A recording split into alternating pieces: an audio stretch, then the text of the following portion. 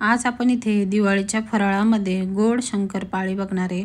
ती सुद्धा खूप सारी लेयर्स, एक एक लेयर्स मोजावे असे लेयर्स या शंकरपाळीला पडणार आहे। आणि जर तुमची शंकरपाळी जर फसत असेल किंवा तेलामध्ये विरघळत असेल किंवा कडक होत असेल तर ही रेसिपी खास तुमच्यासाठीच आहे।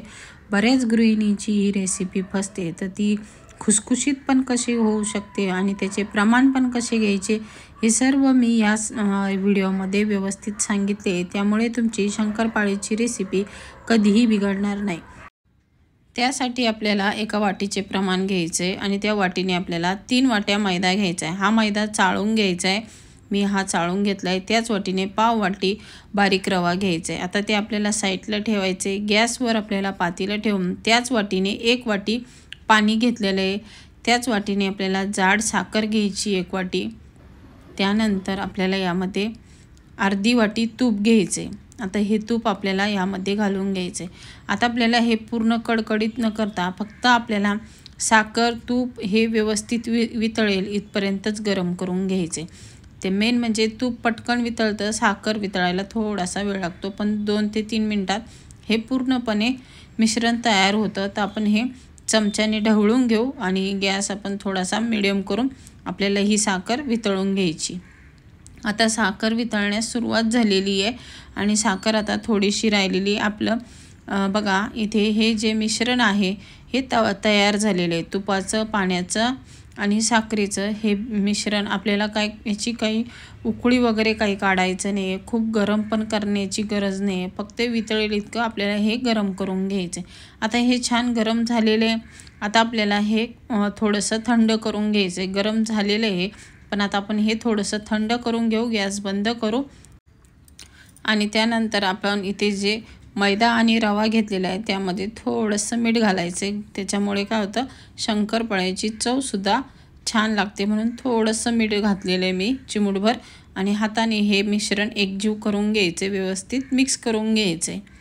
छान असं मिक्स झाल्यानंतर आपल्याला जे आपण मिश्रण करून घेतलेलं आहे तुपाचं, साखरेचं आणि पाण्याचं हे थोडं थोडं करत घालून आपल्याला हे एकत्र करायचं आहे। अजूनही ते कोमट आहे, कोमट असतानाच आपल्याला हे थोडंसं गरम असतानाच आपण घालायचं आहे, पूर्णपणे थंड करायचं नाही आहे आणि चमच्याने असं मिक्स करत जायचं आहे। जसं लागेल तसं आपण थोडं थोडं घालत जाणार आहे याच्यामध्ये। तर तुम्ही बघू शकता छान असं मिक्स होतं आहे। डायरेक्ट आपल्याला हे पूर्ण पाणी नाही ओतायचे, थोडं थोडं करून आपण हे मिश्रण ओतत जाणार आहे। जसं लागेल उरलं तरी चालेल, पण मग पूर्ण आपल्याला डायरेक्ट याच्यामध्ये ओतायचं नाही, जसं लागेल तसं आपण थोडं थोडं घालत जाणार आहे। आता राहिलेलं आपण अजून थोडंसं घालू, त्याला अजूनसुद्धा त्या गरज आहे, तर आपण इथं थोडंसं घातलेलं आहे। परत आपल्याला हे मिक्स करायचं आहे। आता आपण इथे हाताने मिक्स करणार आहे आणि तुम्ही बॅटर बघू शकता छान असं मस्त तयार होतं आहे। पण आपण इथे पीठ मळताना हलक्या हाताने मळायचे, तुम्ही बघू शकता। आपण जसं चपातीला जसं जोर लावून मळतो तसं मळायचं नाही, फक्त बोटाने मी हे पीठ मिक्स करते, हाताचा यावरती अजिबात जोर देत नाही आहे। त्यामुळेच आपल्या ह्या शंकरपाळीला लेयर्स पडतात। त्यामुळे आपण हे पीठ मळताना बघा मी फक्त बोटाने हे मिक्स करत जाते आणि राहिलेलं थोडंसं पाणी आपण यामध्ये ओतू आणि परत आता हे ह्याच पद्धतीने मळून घ्यायचं आहे। बघा छान असं पीठ आपलं हे मस्त तयार होतं आहे। असं जाळीदारच झालं पाहिजे, जसं आपण चपातीला जसं मळतो तसं असं मऊ असं झालं नाही पाहिजे, तर ह्याच पद्धतीने झालं पाहिजे आणि एकदम हलक्या हाताने हे फक्त मिक्स करत जायचं आहे बघा ह्या पद्धतीने। आणि हे छान असं आपलं पीठ इथे मळून होतं आहे। जर तुम्हाला माझी रेसिपी आवडली तर प्लीज लाईक, शेअर आणि कमेंट करा आणि अजूनपर्यंत माझ्या चॅनलला सबस्क्राईब केले नसेल तर सबस्क्राईब करा। हे बघा थोडंसं उरलेलं आहे आणि मी आता हे शेवटचं ओतून घेतलेलं आहे आणि परत आपल्याला हे हलक्या हाताने असंच मळायचं आहे। तुम्ही बघू शकता मी फक्त बोटानेच हे पीठ मळून घेतलेलं आहे, त्यामुळे आपली शंकरपाळी छान अशी खुसखुशीत होते आणि तुम्ही बघू शकता पीठ पण एकदम मस्त पेड्यासारखं खूप मऊ झालेलं आहे आणि असंच झालं पाहिजे। खूप कडक पीठ नाही पाहिजे, खूप मऊ, जितकं मऊ असेल तरी चालेल, थोडंसं याच्यापेक्षा जरी ओलसर असलं, आपण यामध्ये रवा घातलेला आहे, रवा बरोबर ते पीठ पाणी वगैरे सोकून घेतं आणि छान असे व्यवस्थित पण होतात।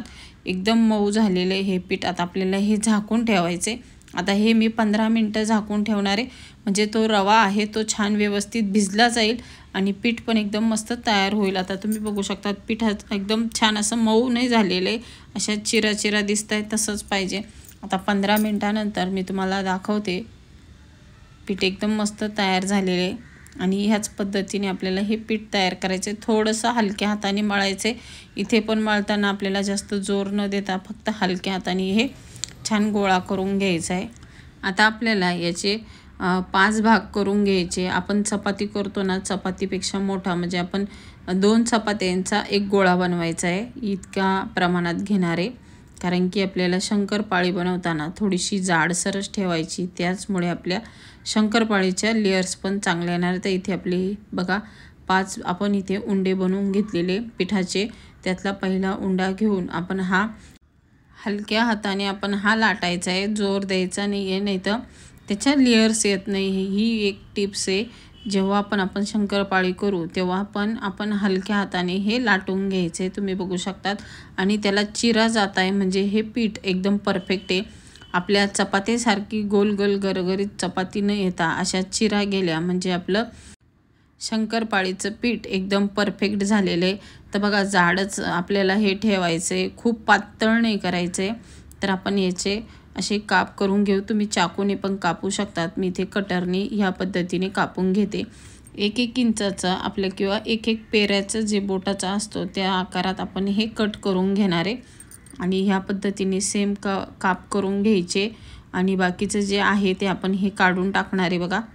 आणि जे चौकोन आहे तेच ठेवणारे तळण्यासाठी आणि छान असे मस्त तयार झालेले मी तुम्हाला काढून दाखवते बघा, मस्त एकदम मस्त आणि ते पटकन पण निघतात। आता आपण हे उन्हात काढून घेऊ, ह्या पद्धतीने बघा निघायला पण खूप पटकन निघतात, खाली चिटकत वगैरे नाही आहे आणि झटपट होतात। जरी चिटकले तर कढईमध्ये घातल्यावर ते आपोआप ते वेगळे होतात जेव्हा आपण तळतो, जरी चिटकले तरी ते बरोबर तळताना वेगळे होतील, म्हणून आपण ते तसेच ठेवायचे साईडला आणि राहिलेले आपण हे तळून घेऊ। तुम्ही जाडी बघू शकता शंकरपाळ्याची ह्याच पद्धतीने झाली पाहिजे। आता राहिलेले सुद्धा आपण ह्याच पद्धतीने लाटून घेणार आहे आणि ते सुद्धा आपण हलक्या हातानेच लाटतोय, तुम्ही बघू शकतात। या पिठाला सुद्धा चिरा जात आहे, म्हणजे अशाच पद्धतीने चिरा गेल्या पाहिजे आणि त्यामुळे काय होतात शंकरपाळी पण छान येते। आता आपण ही पण ह्या पद्धतीने कट करून घेऊ आणि राहिलेली सगळी शंकरपाळी ह्याच पद्धतीने आपल्याला बनवून घ्यायची आहे आणि पटकन होता, शंकरपाळीला जास्त वेळ लागत नाही, झटपट होणारी ही रेसिपी आहे। आणि मेन म्हणजे हिचं असं प्रमाण घेतल्यावर आपली रेसिपी ही कधीही चुकणार नाही, एकदम व्यवस्थित रेसिपी येते। अजूनपर्यंत जर तुम्ही माझ्या चॅनलला सबस्क्राईब केले नसेल तर सबस्क्राईब करा आणि लाईक, शेअर आणि कमेंट करायला मात्र विसरू नका। अशाच दिवाळीच्या आपण नवीन नवीन रेसिपी आपल्या चॅनलवर बघणार आहात। तर आता आपण हे बघा ह्या पद्धतीने दुसरं पण आपण हे लाटून घेतलेले आणि ह्या पद्धतीने बघा पटापट हे व्यवस्थित निघतंय। अशा पद्धतीने आपण हे सर्व शंकरपाळी बनवून घेणार आहे आणि त्यानंतर आपल्याला हे तळण्यासाठी तयार झालेले। तर आपण इथे तेल तापून घेतलेले, पहिल्यांदी टाकताना खूप कडकडीत न टाकता आपल्याला 60 ते 70% आपल्याला हे तेल तापवायचं, म्हणजे खूप आपण भजी वगैरे तळतो त्यावेळेस आपण खूप कडकडीत तेल तापतो, तसं न तापवता थोडंसं कमी तापल्यानंतर लगेच आपल्याला याच्यामध्ये हे शंकरपाळी आहे ती घालून घ्यायची आहे आणि मीडियम गॅसवर आपण ही तळायची। तर फास्ट गॅसवर जर तळली तर ती वरतून भाजली जाते पण आतून तशीच कच्ची राहते आणि मीडियम खूप स्लो गॅस केला तर ती तेल पण पिऊ शकते किंवा तेलात विरघळू सुद्धा शकते। तर आता तुम्ही बघू शकता मीडियम गॅसवर मी ही तळते आणि तुम्ही बघू शकता त्याच्या लेयर्स पण खूप छान आलेले आहे। हे बघा मी तुम्हाला दाखवते जवळून सुद्धा, एक एक पदर मोजावे अशी ही लेयर्स आपली शंकरपाळीची झालेली आहे आणि मीडियम गॅसवर तळल्यावरच ह्या पद्धतीने तुमची शंकरपाळी बनू शकते। जर फास्ट गॅस केला तर वरतून लाल होईल आणि त्याला लेयर्स पण येणार नाही, आतून तशीच कच्ची राहील। तर शंकरपाळी सुद्धा तळताना थोडासा वेळ लागतो पण ती खूप छान व्यवस्थित बनते। तर तुम्ही बघू शकता लेयर्स याच्या किती छान आलेले आहे आणि दिसताय पण तुम्हाला। आता हे आपल्याला 5 ते 6 मिनटं आपल्याला याला तळायला लागतात आणि तळल्यानंतर तुम्ही बघू शकतात, हे बघा लेयर्स मी तुम्हाला दाखवते, खूप छान पडलेले आहे. आणि 5 ते 6 मिनटं आपण हे मीडियम गॅसवर आपण छान अशा तळून घेतलेले आहे आणि मस्त कलर पण आलेला आहे आणि छान अशा खुसखुशीत पण झालेले आहे. तळल्यानंतर सुद्धा मी तुम्हाला त्या दाखवते जवळून, त्याच्या लेयर्स खूप मस्त आलेले आहे बघा. एक एक पदर मोजावे अशा लेयर्स याच्या पडलेले आहे. जरी तुम्ही पहिल्यांदा जरी करत असाल तर ह्या पद्धतीने जर केल्या तर तुमची शंकरपाळी कधीही फसणार नाही. तर ह्या दिवाळीला तुम्ही ह्या शंकरपाळी नक्कीच ट्राय करून बघा. गोडाची शंकरपाळी करण्याची ही एकदम सोपी पद्धत आहे आणि तुमची शंकरपाळी फसणार सुद्धा नाही, एकदम परफेक्ट प्रमाणे. तर आता मी तुम्हाला दाखवते बघा, शंकरपाळे आपल्या इथे तयार झालेले आहे सर्व तळून आणि मी तुम्हाला जवळून सुद्धा दाखवते बघा. एक एक लेयर्स त्याला खूप मस्त आलेले आहे आणि छान सुद्धा झालेले आहे. घरी ह्या दिवाळीला तुम्ही नक्की ट्राय करून बघा. आणि मी तुम्हाला एक तोडून पण दाखवली बघा, छान अशी खुसखुशीत झालेली, आतपर्यंत व्यवस्थित तळलेली आहे. पूर्ण व्हिडिओ बघितल्याबद्दल धन्यवाद.